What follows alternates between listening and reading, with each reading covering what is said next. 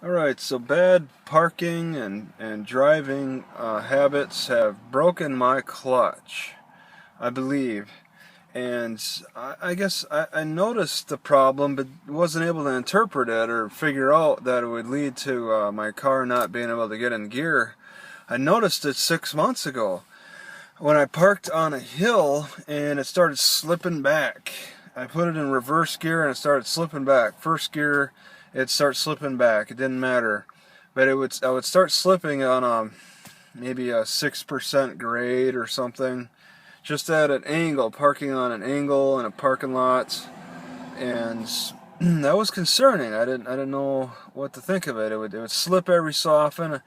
But then it seemed to kind of like lock in the gear. I was like, well, maybe it's locking in the gear. But that problem wasn't around before. I didn't know how to interpret it.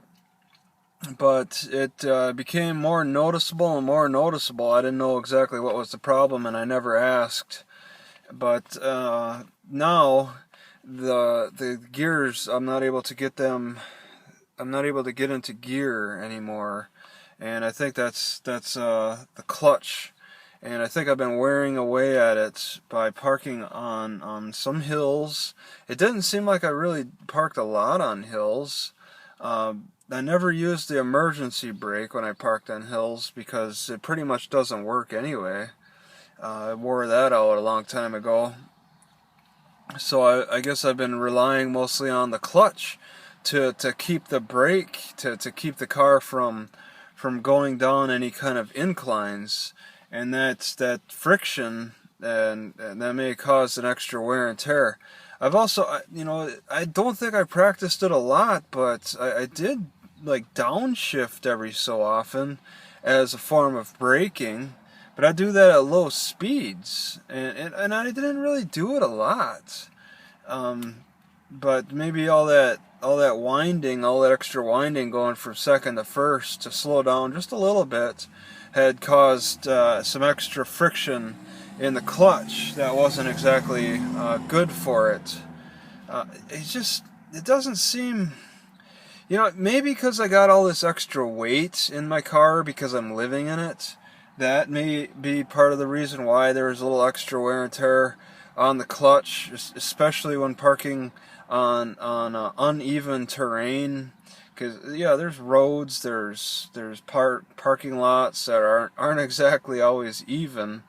Like right here, I'm at this place on this road. It's perfectly flat. I'm actually in neutral, and it's my car's not going anywhere. I could push it, and then it would move.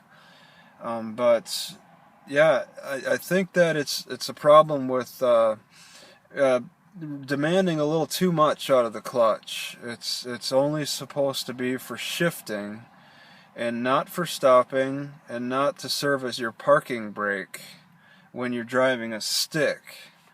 Okay, it's got a limited ability, and you wanna baby it. You wanna take care of it. Not like I've been wearing and tearing at it with, living out of the car, carrying all this stuff, kind of braking with it, kind of parking on hills, and solely using the clutch as a brake.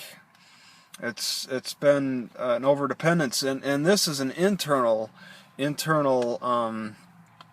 type of setup. So there's a lot of steps involved. A lot of things have to be removed to be able to get to this clutch through that's inside the transmission. I don't know a whole lot about it.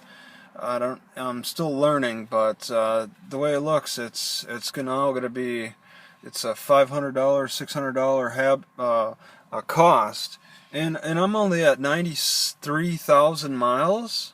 I mean, my clutch shouldn't have gone out so soon.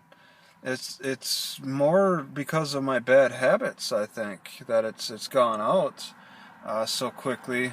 I'll have to see what's normal, but what I'm experiencing seems a little premature. It's probably because of all this extra weight in my car. I mean, uh, most people don't carry everything, their whole everything they own in their car, and take it everywhere in a Ford Focus of all that.